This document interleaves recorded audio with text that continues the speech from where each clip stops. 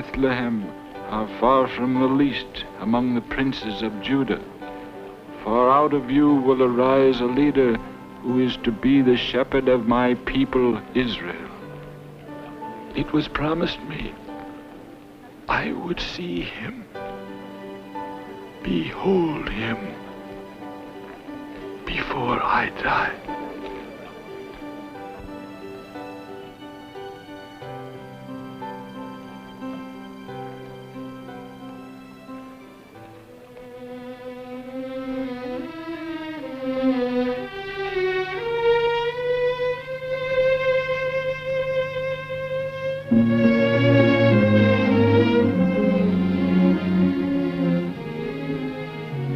Blessed be the Lord God of Israel. How dost thou dismiss thy servant, O Lord, according to thy word in peace?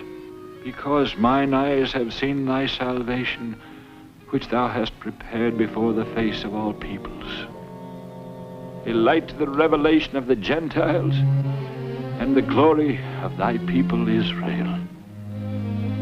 Behold, this child is set for the fall,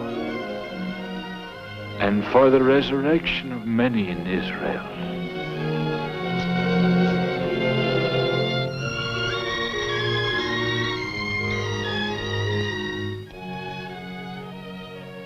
And for a sign which shall be contradicted.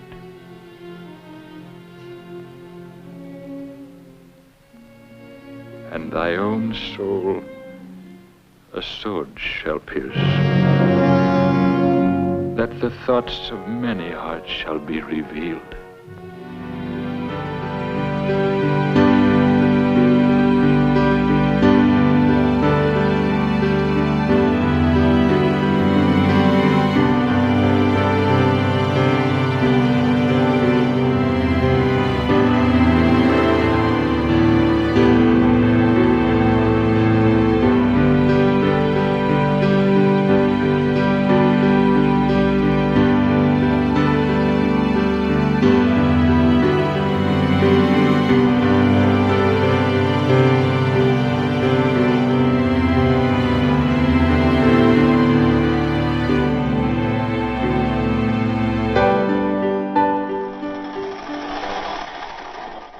Shalom dan selamat datang ke Legacy.tv. Dan untuk hari ini kita sudah episod ke-24 untuk perbincangan buku Lukas. Okay? Dan hari ini yang bersama dengan saya pastinya sahabat-sahabat saya yang setia di sepanjang perbincangan buku Lukas ini. Hai Priscilla. Hai. Hai Dexlyn. Hai. Dan hai Richard. What's up? Okay, thank you atas waktu kita semua. Alright, so pada hari ini apa yang kita akan perbincangkan adalah khusus untuk Lukas 2 ayat 21 sampai 40. Okay? Ya, mari saya bawa kita sedikit ringkasan sebelum kita pergi kepada perbincangan yang lebih banyak lagi untuk kali ini. Mari saya bawa kita sedikit ringkasan tentang apa yang akan kita bincangkan untuk hari inilah, untuk Lukas 2, 21-40. Okay, so di ayat ini, di petikan ini di mana kita melihat Yesus dipersembahkan di bait suci, yaitu mengikut hukum Taurat ataupun hukum Tuhan. Okay, kalau kita lihat di ayat yang 21, katakan bahwa selepas 8 hari kelahiran bayi atau kelahiran Yesus, pada waktu itu dia disunatkan, dan ini adalah seperti mengikut yang tertulis dalam hukum Taurat. Jadi kita mau lihat apa yang terjadi dalam waktu-waktu Yesus mau dipersembahkan di bait suci. Oke, jadi dengan itu mari saya bawa kita melihat kepada Imamat 12. Jadi untuk yang pertama-tama ini kita akan melihat kepada Lukas 2 dan juga Imamat ke-12. Kita belek-belek lah Alkitab. Oke? Alright. So di Imamat yang ke-12 katakan begini. Jika seorang perempuan yang mengandung melahirkan seorang anak lelaki, maka najislah dia, ya, najislah dia selama 7 hari.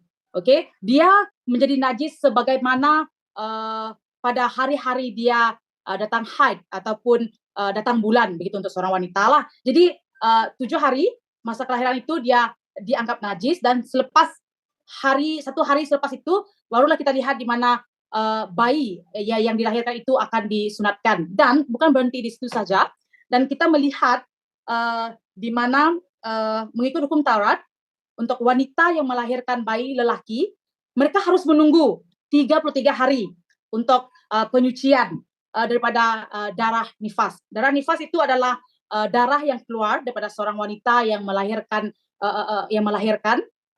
darah yang keluar daripada wanita selepas dia melahirkan anak. Itu lebih tepat. Begitu. Okey, so dia harus menunggu 33 hari begitu. Jadi sepanjang waktu itu dia tidak boleh menyentuh apa-apa yang suci dan tidak boleh pergi ke tempat yang suci. Jadi karena itu kita melihat pada ayat 22, Lukas 2 ayat 22, kita melihat setelah tamat masa penyucian mengikut hukum Taurat Musa, mereka pun membawa Yesus ke Yerusalem untuk mempersembahkannya kepada Tuhan. Jadi setelah tamat masa penyucian itu adalah yang kita lihat di Imamat 12 dikatakan bahwa 33 hari kiranya wanita itu, dan Maria lah sesungguhnya dia harus menunggu 33 hari sebelum untuk menyerahkan Yesus bayi ataupun Yesus kepada Tuhan begitu. Okey, so 33 hari. Dan yang paling best juga kiranya bayi itu adalah perempuan, wanita yang melahirkan itu harus menunggu lagi times 2, 66 days macam tu bah. Jadi memang menunggu itulah menurut hukum Taurat lah. Jadi bukan berhenti di situ sahaja, semasa menyerahkan ini kepada Tuhan juga, baik kepada Tuhan, harus Yusuf dan juga Maria harus membawa persembahan korban. Okey. Mari kita lihat di lagi Imamat 12 katakan begini. Pada asalnya, apakah persembahan korban yang harus dibawa adalah seekor anak domba berumur setahun sebagai korban bakaran, dan seekor anak burung merpati atau seekor burung tekukur sebagai korban penghapus dosa. Tapi apabila kita balik lagi kepada petikan yang kita bincangkan pada hari ini, di mana kita melihat di ayat yang ke-24, mereka juga mempersembahkan korban mengikut apa yang ditetapkan dalam hukum Tuhan, yaitu sepasang burung tekukur dan dua ekor anak merpati. Macam tidak sama kan? Tetapi kita lihat balik di Imamat 12 katakan begini di ayat yang ke-8. Jika dia tidak mampu mempersembahkan anak domba, maka hendaklah dia membawa 2 ekor burung tekukur atau 2 ekor anak burung merpati, seekor lagi untuk menjadi korban bakaran dan seekor untuk menjadi korban penghapus dosa. Jadi sangat clear di sini kita boleh melihat jika dia tidak mampu, katakan firman Tuhan tadi kan. Jadi maksudnya kita mungkin boleh faham macam mana keadaan ekonomi keluarga Yusuf dan juga Maria sewaktu Yesus dilahirkan pada waktu itu. Okey. Alright. Jadi dan saya juga sepanjang mempelajari Lukas ini kan, Lukas 2 ini, saya terfikir kenapa Yesus lahir pada waktu hukum Taurat dan dia harus mengalami hal ini. Dan yang memberi pencerahan lagi kepada saya adalah kita lihat pada Galatia 4 ayat yang ke-4 sampai ke-7 katakan begini. Tetapi apabila sampai waktunya, Allah telah menghantar anaknya yang dilahirkan melalui seorang perempuan di bawah hukum Taurat untuk menebus mereka yang di bawah hukum itu, supaya kita mendapat hak sepenuhnya sebagai anak. Dan kerana kamu anak-anaknya, Allah telah menghantar roh anaknya ke dalam hatimu, roh yang berseru, Abba, Bapa. Dengan demikian, kamu bukan lagi hamba, tapi anak, dan sebagai anak, Allah telah menjadikan kamu warisnya. Jadi di sini jelas bahwa kita boleh katakan Yesus datang bukan untuk menegakkan hukum Taurat, tetapi terus menggenapi ataupun menunaikan hukum Taurat itu sendiri. Okey, sekiranya kita mahu lebih dalam lagi, lebih details lagi untuk pembelajaran buku Lukas ini, buku Lukas yang kedua ini, mari kita pergi ke subscribe ke legacy.tv Spotify. Jadi di sana kita boleh mendengar dengan lebih details lagi, dengan lebih dalam lagi pembelajaran kita ini, di mana Brother Richard menerangkan di sana. So, pergilah ke Spotify legacy.tv. Alright. Okay. So, kita akan meneruskan lagi perbincangan kita untuk kali ini. Dan kita akan ada beberapa soalan yang kita mau discuss, kita mau bincangkan 3. Jadi untuk soalan pertama, kita mulakan dengan Dex dulu ya. Boleh Dex? Boleh. Okay. Okay, so soalan kita yang pertama, petikan ini, yaitu Lukas 2, 21-40, menyatakan bahwa Yusuf dan Maria melakukan hal menurut seperti ketetapan hukum Taurat atau hukum Tuhan. Yaitu boleh kita lihat di verse ayat yang ke-22 hingga 24. Apa yang menarik perhatian kamu tentang hal ini? Next. Saya rasa ada beberapa perkara yang lo juga sudah sebut di introduction tadi kan, tetapi ya ada jawaban saya yang sudah disebut oleh lo. Jadi saya sebut lagi satu perkara, yaitu tadi ada lo sebut tentang pemberian korban kan, dan kita lihat di sini mula-mula kalau kita tidak mendengar apa yang dijelaskan tadi di imamat, kita tanya kenapa korban dia burung merpati, kenapa bukan kan selalu kita dengar domba. Jadi bila kita tahu kalau tidak mampu, maka korban yang diberi adalah korban burung merpati, sepasang burung merpati. Jadi kan di sini kita dapat melihat yang Yesus itu datang bukan sahaja untuk orang yang kaya, bukan sahaja untuk orang yang berdarjat, bukan sahaja untuk orang yang imam-imam gereja, tetapi juga untuk orang-orang miskin. Dari sini bukan saja miskin keuangan, bahkan juga miskin rohani. Miskin rohani maksudnya kita yang mungkin pada saat itu orang yang belum mengenali Tuhan, ataupun mungkin pada saat itu orang yang tercari-cari di manakah Tuhan. Nah, itu yang saya lihat di sinilah betapa dekatnya Tuhan. Tuhan itu datang, kalau boleh dia datangan, dia adalah raja. Kalau itu kan dia boleh bagi sebagai Tuhan kan, tetapi di sini kita lihat satu, dia lebih dekat, dia datang dan dekat dengan orang-orang yang miskin, dan juga kita melihat di dalam kemanusiaan Tuhan itulah dia tidak menggunakan kuasa ketuhanan dia untuk memberikan benda itu kan. Dan saya melihat dua perkara, pertama dia datang dekat dengan orang miskin, dan juga kemanusiaan dia sepenuhnya lah. Wow, thank you Dex. Oke, mungkin ada lagi daripada Chris atau Richard yang boleh menambah kita punya point untuk soalan yang pertama ini. Oke. Saya tambah sedikit tentang yang Dex dia berkongsi dengan kita bahwa Jesus dia datang dengan a very humble beginning macam tu kan. Dan satu lagi yang menarik perhatian saya ialah apabila Maria dan juga Yusuf, mereka berdua sangat bersungguh-sungguh dalam mengikuti segala ketetapan yang telah ditetapkan untuk mereka lakukan. Walaupun pada awalnya kan kita mengetahui bahwa Tuhan telah berfirman kepada mereka bahwa Yesus akan menjadi anak Allah yang maha tinggi. Walaupun mereka tahu bahwa siapa Yesus sebenarnya, tetapi mereka ambil berat tentang kepribadian siapa Yesus itu nanti. Jadi mereka tetap memelihara ketetapan-ketetapan ini, dan ianya menjadi satu peringatan juga kepada saya untuk tetap melakukanlah apa yang sepatutnya kita lakukan di dalam perjalanan iman kita. Ya, itulah. Yes, itu yang sangat amazing juga saya lihat daripada Maria dan juga Yesus sendiri. Mereka sesungguhnya tahu siapa Yesus ini, walaupun macam Maria selalu melihat dia masih berfikir macam itu kan tentang Yesus kan, masih question mungkin macam itu. Tetapi mereka tahu ini Tuhan, tapi masih juga melakukan hal-hal seperti turutan hukum Taurat itu tadi lah. Jadi itu yang sangat amazing. Richard?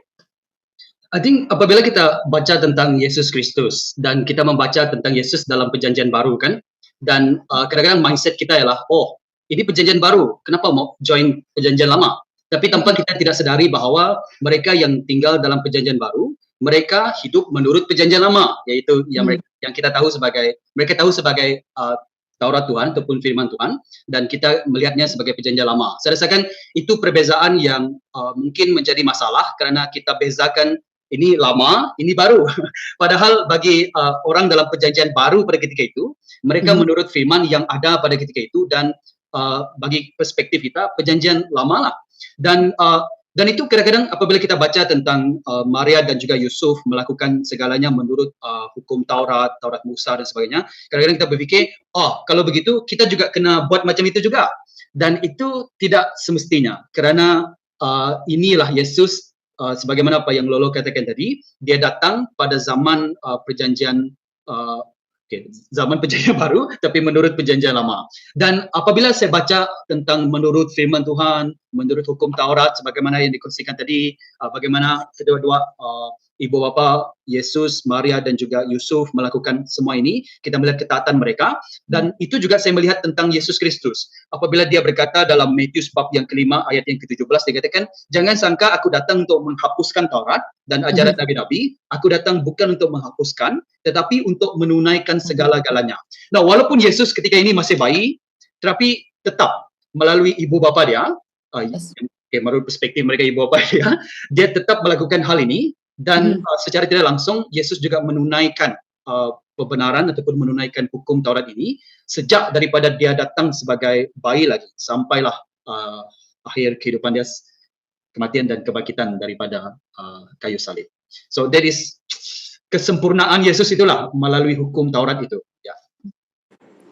Okay, so kalau dari saya, apa yang menarik perhatian saya untuk petikan ini adalah bila ya tentang persembahan korban itu tadi. Kan sepatutnya domba, anak-anak domba lah begitu kan. Tapi first choice lah. Tapi karena tidak mampu ataupun tidak ekonomi tidak mengizinkan mungkin begitu kan, so ada option macam tu.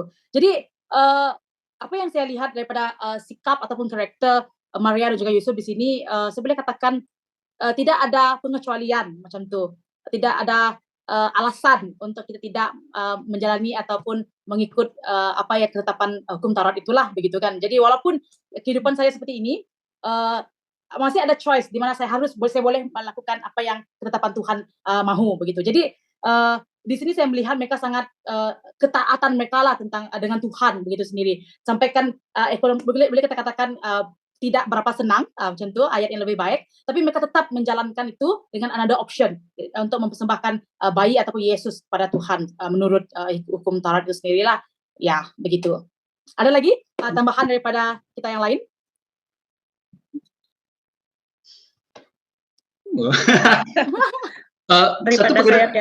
Satu perkara juga yang saya perhatikan sangat menarik juga ialah ianya bukan, apabila kita perhatikan memang ketara daripada persembahan yang mereka berikan ini menunjukkan status mereka pada ketika itulah, iaitu golongan yang tidak berkemampuan. So jadi di sini kita melihat walaupun dalam ketidakmampuan, dalam kategori miskin pada ketika itu, ibu bapa Yesus, Maria dan juga Yusuf tetap memberikan persembahan ini. Dan ini menerangkan tentang apa yang Alkitab Perjanjian Lama berkali-kali mengatakan bahawa yang bukan persembahan yang Tuhan mahukan, tapi hati, tapi ketaatan, sebagaimana apa yang lo kongsikan itu tadi. Dan ini juga mencerminkan kepada kita yang tidak semestinya apabila Tuhan menyuruh kita melakukan beberapa perkara, memang itu yang kita harus lakukan juga, sebab itu menurut firman Tuhan. Tapi hati kita apabila kita melakukannya, adakah kita taat ataupun tidak. Sebab itu Tuhan katakan bahawa paling important ialah bukan tentang korban yang kamu berikan, tapi hati kamu apabila kamu memberikannya. Dan itu juga memberi galakan kepada kita tentang ketaatan yang ditunjukkan oleh Yusuf dan juga Maria pada ketika ini. Alright. Sekali lagi sebelum kita proceed kepada soalan yang kedua, ada lagi penambahan. Dex, please. Ya. Alright, kalau tidak ada, mari kita pergi ke yang seterusnya.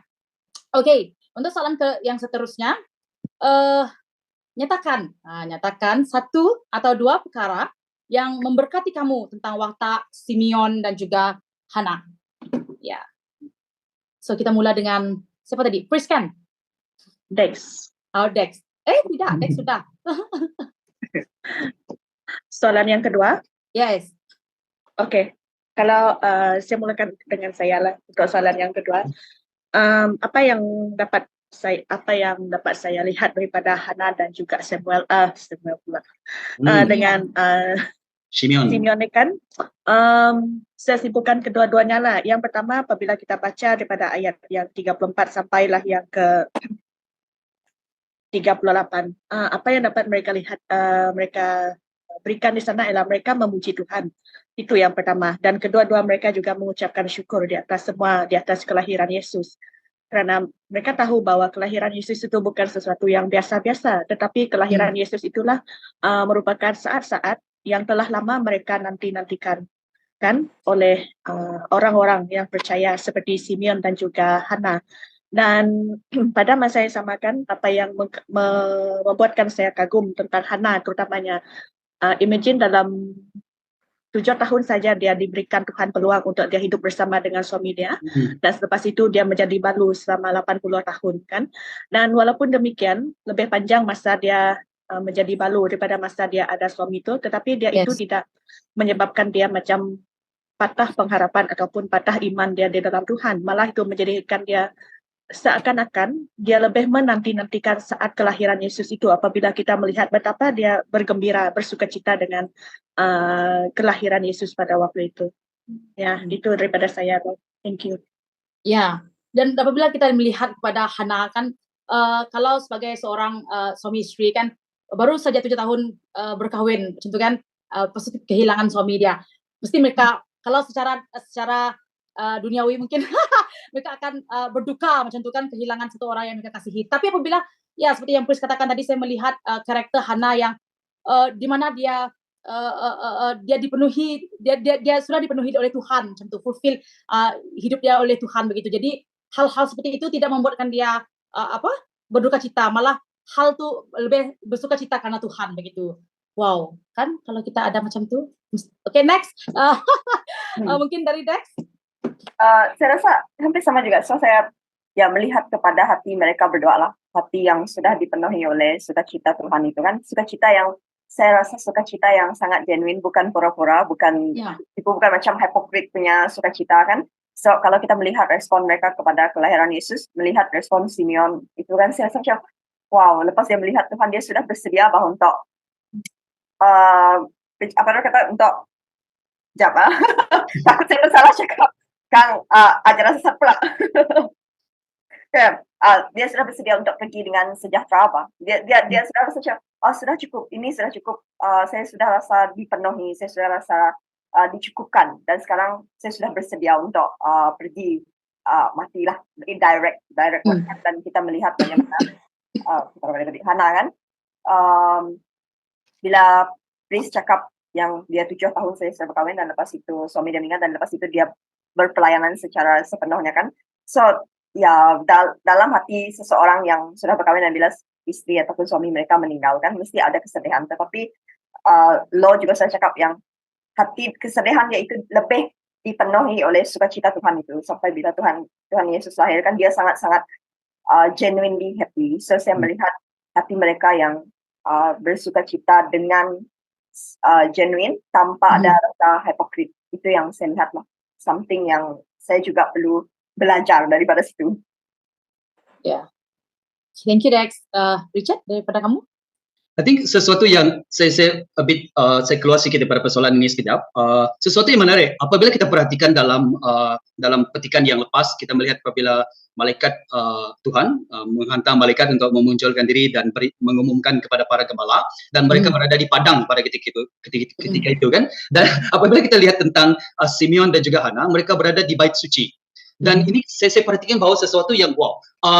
Dan satu perbezaan dari segi geografi, satu di padang para gembala, dan Hana dan juga Simeon di bait suci. Dan saya juga melihat dari segi kedudukan, dan dikatakan tentang Simeon, dikatakan seorang yang saleh dan takut kepada Allah. Kita tak diberitahu tentang Hana, tapi we can assume hal yang sama juga. Tapi tentang para gembala tidak diberitahu tentang karakter mereka. Dan di sini saya perhatikan bahawa walau manapun status orang pada ketika itu, Tuhan seolah-olah menunjukkan kepada kita melalui Injil Lukas bahawa dia datang untuk semua orang, mereka yang terkenal dan juga mereka yang tidak terkenal. Siapa nama gembala ini? Kita tak tahu kan apa nama mereka, Ali, Abdul dan sebagainya, tak diberitahu. Tapi kita diberitahu tentang nama Simeon dan juga Hana. Dan adakah ini menunjukkan mereka lebih lagi daripada yang lain? Tidak. Tapi ini juga menunjukkan bahawa Tuhan datang kepada mereka yang dikenali dan juga mungkin yang tidak dikenali. Dan kembali kepada persoalan itu tadi. Dan dalam persoalan ini saya perhatikan sesuatu yang menarik juga tentang kedua-dua mereka, yaitu they have expectation tentang kedatangan Mesias. Dan apabila mereka ada ekspektasi, ianya memerlukan masa. Saya tak tahu macam-macam Simeon bilalah sudah mau pergi dah sekarang. Tunggu tentang kedatangan Mesias, dan ternyata Tuhan menunjukkan diri dia, dan sesuatu yang, dan iman mereka ni bukan hanya mereka tunggu lama kan, saya rasa lama lah bagi Simeon, dan bukan hanya mereka ekspektasi sangat-sangat besar. Kamu bayangkan mungkin orang pada ketika itu apabila mereka memikirkan Mesias terus lengkap, maksudnya terus umur 30 tahun sudah dewasa dan sebagainya. Tapi apa yang Simeon lihat ialah dia melihat seorang bayi, dan dia berkata, ya Tuhan, biarlah hamba-Mu pergi dengan sejahtera menurut firman-Mu, kerana mataku telah melihat penyelamatan, salvation. Dan itu memerlukan iman yang lebih tinggi lagi. How come bayi ini ialah penyelamatan, salvation? And that is, saya menunjuk, ini saya perhatikan sebagai iman yang sesuatu yang barulah saya perhatikan dari segi Simeon, dan juga saya melihat Hana juga begitulah, walaupun tidak dinyatakan tentang Hana. Okay, poin saya menuju kepada apa yang Richard cakap juga tadi. Apabila saya melihat kepada Simeon kan, ya apabila dia katakan bagaimana orang Israel, saya sempat Google tahu macam mana orang Israel mereka melihat ataupun menunggu Mesias itu seperti mana macam tu kan. Jadi kalau orang umat Israel pada waktu mereka mau yang seperti siap lah macam yang Richard cakap tadi, dia ada raja, jadi dia ada kebolehan, dia tough macam tu bah, yang kuat macam tu bah. Tapi apabila lihat kepada Simeon tadi kan, dia melihat masih baby bah maksudnya kan, so dia sudah mengatakan ini adalah keselamatan, dan itu yang saya melihat bahwa Simeon dia memang memahami dan mengerti apa janji Tuhan, apa firman Tuhan itu sendiri, bukan simply macam dia macam ini seperti yang tanggapan orang lain begitu. Jadi dia memang mendalami firman Tuhan itu sendiri, dan ya dia juga memang seperti hidup kudus, dan Roh Kudus juga ada dalam dia begitu kan, dan dia dipenuhi oleh Roh, katakan begitu. Jadi di sini saya melihat, saya perhatikan, wow, dia memang sangat memahami dan mengerti tentang firman Tuhan itu sendiri, bagaimana Mesias itu nanti, macam itulah. Itu yang saya perhatikan. Oke, ada lagi penambahan daripada kita? Yes, satu yang saya juga perhatikan dekat sini ialah bagaimana Simeon juga hidup menurut pergerakan Roh Kudus. Dan itu juga sesuatu yang kita juga perhatikan, sebab mungkin pengertian dia tentang Yesus Kristus ini, satu melalui apa yang dia baca melalui firman Tuhan, which is naturally apabila dia baca. Satu juga kita melihat dari segi supernatural, iaitu Roh Kudus yang juga membimbing dia. Yes. Just worth to mention apabila berkata tentang Simeon, dikatakan dia disertai oleh Roh Kudus, ayat ke-25. Ayat ke-26 dikatakan Roh Kudus telah memberitahunya. Kemudian dikatakan ayat ke-27 juga atas pimpinan Roh dia masuk ke dalam bait suci. Dan di sini juga dalam kehidupan Kristian kita juga saya perhatikan sesuatu yang it is also living life supernaturally juga lah. Bukan hanya kita kaji firman Tuhan dan fakta-fakta dan sebagainya, tapi juga hidup di dalam pergerakan Roh Kudus. Dan itu juga boleh menjadikan sesuatu yang sebagaimana kita perhatikan tadi lah. Mungkin ideologi orang pada ketika itu Mesias ialah dia akan datang selengkapnya, sedewasanya yang mungkin. Tapi apabila dia datang dan dia melihat Yesus bayi ini sebagai penyelamat, sebagai Mesias, yang macam mana kamu boleh percaya nih kalau tidak ada Roh Kudus juga ada dalam kehidupan kita lah, ya, sesuatu. Ya. Oke, gitu ya gitu. Ada lagi penambahan, Chris, Dex mungkin tentang Hana dan juga Simeon inilah. Chris ada, saya tak ada. Saya pun tiada lagi penambahan daripada saya. Okay, Richard, tak ada lagi? I think it's quite interesting. Kalau dari segi kalau kita lihat sini umur mereka, kita assume sudah lanjut lah kan. Simeon tidak diberitahu, tapi seolah-olah umur dia juga sudah lanjut di sana. Dan kalau mereka pada usia yang tua begini pun menunggu-nunggu tentang kedatangan Mesias, I think ini juga harus mencabar kita dalam umur kita sekarang lah kan, untuk juga menunggu kedatangan Mesias untuk kali yang kedua. So something yang kita boleh pelajari tentang dua karakternya. Yeah. Yes, thank you. Okay, kalau tidak ada respon lagi, kita pergi kepada yang ketiga loh. Okay, alright. Soalan kita yang ketiga. So telah Richard lagi kamu mulakan. Okay, dalam kemanusiaan Yesus, Firman mengatakan bahwa Dia semakin membesar dan bertambah kuat serta penuh dengan kebijaksanaan. Di sini kita boleh lihat di ayat ke-40 ya. Bagaimana ini mendorong kamu? Satu yang saya perhatikan tentang Yesus Kristus ialah dia sepenuhnya manusia. Dan ini boleh mendorong saya kerana ianya menunjukkan bahawa apabila Tuhan datang sebagai manusia dari segi inkarnasi, kita panggil begitu, dan dia juga membesar, dia juga bertambah kuat dan juga penuh kebijaksanaan, dari segi kemanusiaan ini dia sangat mendorong bahawa dia datang dan dia menunjukkan contoh kepada kita. Dan dia bukan hanya datang untuk mati di kayu salib bagi kita, ultimately itu yang dia lakukan, tapi dia juga datang sebagai contoh kepada kita bagaimana kita boleh menurut kehendak Tuhan, hidup di dalam firman Tuhan dan sebagainya. Dan ini juga sebagaimana ayat yang dikatakan tentang membesar, itu dari segi physical. Itu memang kita tak boleh adjust lah kan. Tekan saya fikir, esoklah saya mau naik 1 sentimeter. Itu that one cannot be done. But dia juga memberi clue kepada kita yang all of us should grow dari segi fizikal dan juga bertambah kuat serta penuh kebijaksanaan. Nah, dari segi kebijaksanaan sesuatu yang mungkin kita boleh pelajari dekat sini, yaitu we need to grow in spiritual life, in the way we think, dari segi our mind dan juga dari segi spiritual. Dan apabila saya perhatikan tentang petikan ini, ianya mendorong kerana in some sense kita boleh relate dengan Yesus Kristus. Ya. So that is one of the response. Okay. Next, Dex ataupun Priest, kemudian Osama siapa mau dulu?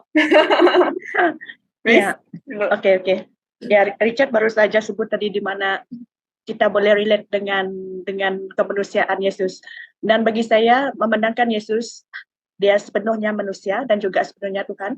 Dan kemanusiaan Yesus itu juga relate dengan kemanusiaan kita. Di mana kita melihatkan Yesus, dia punya pertumbuhan dia punya perkembangan, dia ada bukan sesuatu yang asing bagi kita, dia membesar macam kita, kan, melalui fasa-fasa pembesaran macam kita juga. Cuma apa yang membezakan Yesus dengan kita ialah dia anak Allah yang maha tinggi, datang dari tempat dia tertinggi untuk kita, kan. Dan bagaimana ianya mendorong saya ialah sekiranya Yesus yang terutama, yang tertinggi, yang teragung telah datang untuk saya, menyelamatkan saya, melakukan apa yang saya tidak boleh buat untuk diri saya sendiri, mengapa saya harus mensia-siakan iman yang saya ada di dalam Yesus macam itu, kan.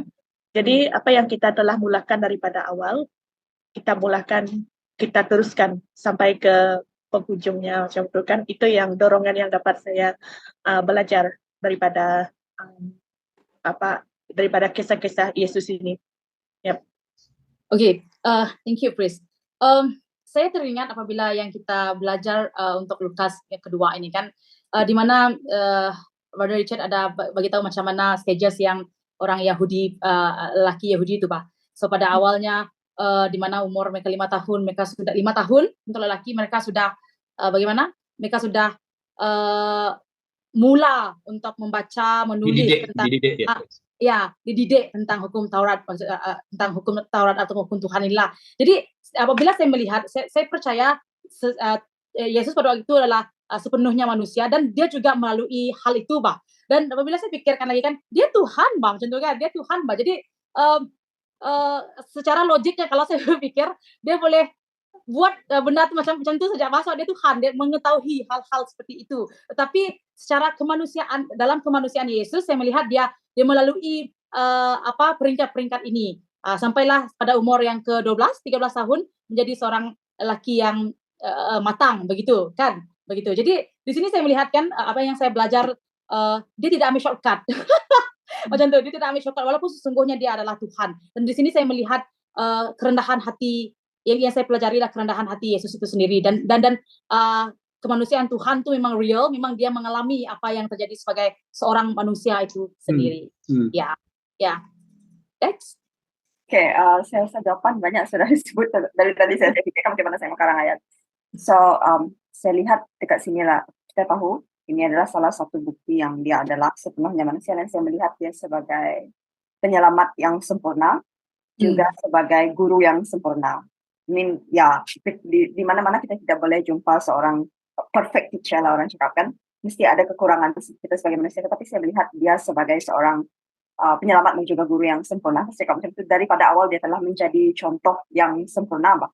Dia Tuhan, dia boleh tidak datang sebagai manusia. Tetapi ini yang saya pikir, kalau kita melihat dia sebagai Tuhan, kan, ini sesuatu terjadi kepada kita cakap apa yang dia tahu, dia bukannya pernah melalui situasi seperti kita, tetapi bila dia datang sebagai manusia sepenuhnya dan melalui stages physical development, emotional development, dan kemudian pergi kepada spiritual development. Jadi itu adalah satu contoh ataupun guru yang sempurna. Dia telah menunjukkan terlebih dahulu kepada kita teladan ataupun ajaran-ajaran yang patut kita ikuti. Dan sekarang kita sebagai murid, we have someone to look up, yang kita tahu yang this teacher is very very perfect. Kenapa saya mau cari cikgu-cikgu yang lain, kan, kenapa kepada orang-orang lain, sedangkan dia telah menunjukkan contoh yang sempurna. Dia telah memberi kita sesuatu perkara, dan dia juga mengikuti perkara-perkara tersebut, kan, macam firman Tuhan. Dia belajar juga tentang firman Tuhan. Jadi kenapa kita ada guru yang telah mengajar kita, kenapa kita itu yang saya lihat, dan dia mengajar saya juga untuk to tidak take for granted firman Tuhan itu sendiri, sebab Tuhan itu sendiri mempelajari firman Tuhan di dalam proses pembesaran dia. Ini mengingatkan saya kembali kepada Ibrani di mana mengatakan bahwa Yesus walaupun sebagai manusia itu sendiri dia sempurna, dan Tuhan pun dia sempurna macam tu. Jadi hal ini yang boleh dilakukan hanya Yesus. Jadi itu yang itu yang mendorong saya tentang karakter Tuhan itu sendiri. Terusnya ada lagi penambahan daripada kita?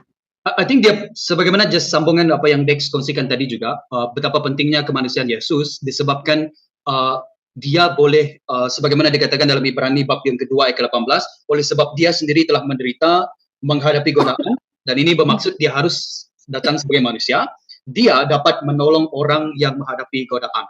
Dan banyak implikasi yang kita boleh perhatikan di sana ialah kerana dia sendiri dalam pembesaran dia dari segi spiritual, physical dan sebagainya, dan dia juga boleh mengimani firman Tuhan, dan dia juga boleh menyempurnakan segalanya, maka dia juga boleh merasakan apa yang kita rasakan, dan pada masa sama disebabkan kesempurnaannya, kita boleh melihat dia bukan hanya sebagai someone yang kita boleh connected with, yang kita boleh apa ayat yang saya gunakan tadi, yang kita boleh relate ataupun identify, tapi kita juga ada contoh yang lebih tinggi lagi daripada itu. Dan dengan itu kita maksudnya we can do this sebab ada seorang yang boleh melakukannya dengan lebih lagi, and dia juga boleh membantu kita kerana dia sendiri telah mengalaminya dan dia menang.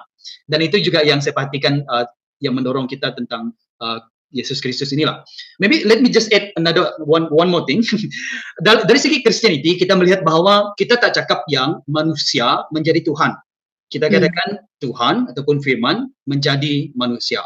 Dan itu yang diberikan contoh kepada kita tentang Yesus Kristus. Tetapi itu tidak bermaksud kita memahami segalanya.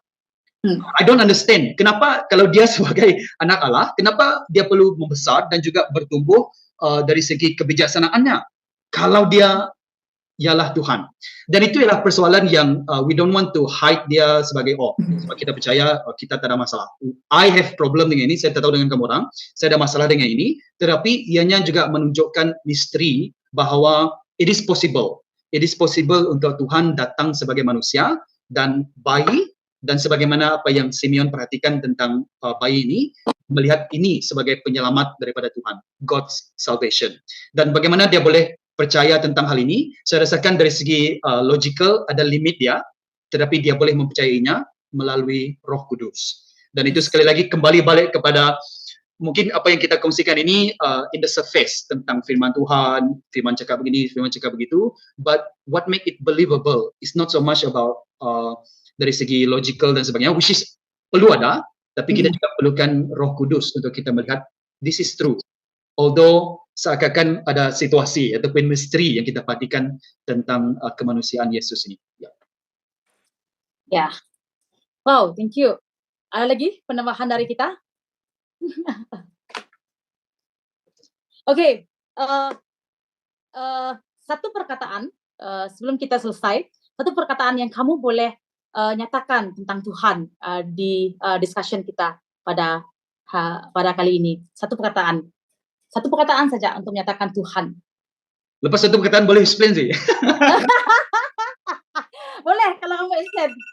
Oke, satu perkataan. Oke, kita boleh start dengan Dex. Boleh. Terus saya. Ya. Saya memang sudah dari tadi lah pikirkan perkataan cakap tadi lah. Saya melihat kesempurnaan Tuhan itu. Saya dua perkataan sudah saya tidak mau explain. Kesempurnaan. Oke, tidak ada penjelasan kan? Oke, Richard. Saya rasakan ayat yang kalau satu ayat ialah penggenapan. Kerana ini mengingatkan saya apabila saya baca tadi, ianya mengingatkan saya tentang apa yang Tuhan katakan dalam Amos bab yang ke-7.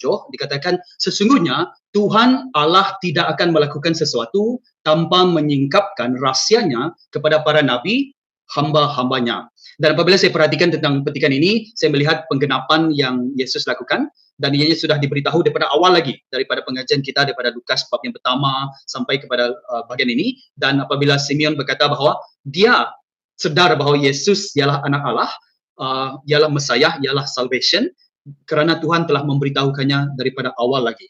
Dan apa yang terjadi ialah it's not something yang surprise, it is something yang memang Tuhan sudah ungkapkan ataupun nubuat daripada awal lagi. Saya rasakan itu juga terjadi kepada Hana. Okay, thank you.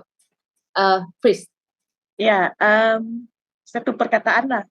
Ya. Kalau saya baca semula daripada latar belakang kelahiran Yesus sampai dia dilahirkan macam mana dia besar, ialah perkataannya ialah dekat. Di mana apa yang dapat saya reflect, sedikit sajalah loh saya kongsikan apa yang dapat saya renungkan sepanjang pembacaan dan juga pembelajaran kita ialah Yesus itu bukan sesuatu yang asing. Kan kalau kita melihat macam mana dia dilahirkan, dia punya latar belakang, dan itu mendorong kita untuk seharusnya tidak merasakan ada jurang di antara kita dengan Yesus, kan, karena dia sendiri yang datang kepada kita dan melalui dia juga kita datang kepada perjanjian yang Tuhan telah tetapkan juga, kan. Jadi datanglah dalam apapun keadaan kita, dan datanglah bila-bila masa kita ada ataupun bila-bila masa hati kita tergerak, kerana saya percaya tidak selalunya kita ada kesempatan itu, macam tu, kan. Kadang-kadang kita sangat occupied dengan apa yang berlaku di sekeliling kita. Jadi bila kita at the moment kita rasa macam tertegur ataupun kita diingatkan untuk kita datang kepada Tuhan, kita datang. Kerana apa? Kerana kita sudah ada Yesus. Dan Yesus itu telah membolehkan kita untuk percaya dan juga membolehkan kita untuk beroleh kekekalan di dalam Tuhan. Ya, thank you loh. Okay, thank you. Kalau dari saya, satu perkataan aja, saya cakap satu lah, taat. Di mana saya melihat ketaatan daripada Maria dan juga Yusuf dengan hukum Taurat, dengan firman Tuhan, dan juga apabila saya melihat balik tentang kemanusiaan Yesus seperti yang kita bincangkan tadi, boleh saja. Saya berfikir boleh saja, Pak. Kalau Yesus kan dia Tuhan, dia boleh melakukan menunjukkan kuasa dia lah macam tu pada waktu-waktu di baby ke ataupun pada waktu dia sedang membesar. Tapi di sini saya melihat juga ketaatan ataupun kesetiaan Tuhan untuk terus melakukan apa yang Bapa apa kehendak Bapa bagi Yesus macam tu. Jadi yes, itu yang saya pelajari. So 4 perkataan adalah sempurna, penggenapan, dekat dan juga taat. Alright. So ada lagi penambahan dari kita? Tidak ada kan? Oke, jadi sampai di sini sahaja perbincangan Lukas 2, 21 sampai 40 kita, yaitu episod yang ke-24. Sekiranya kita yang melihat pada waktu ini mau belajar lebih dalam lagi, bolehlah pergi ke lagi sekali Spotify legacy.tv, dan di sana kita boleh lihat setiap episod tentang Lukas, buku Lukas yang diterangkan oleh Brother Richard di sana. Jadi sampai di sini. Jumpa lagi untuk discussion yang seterusnya. Tuhan memberkati. Bye-bye.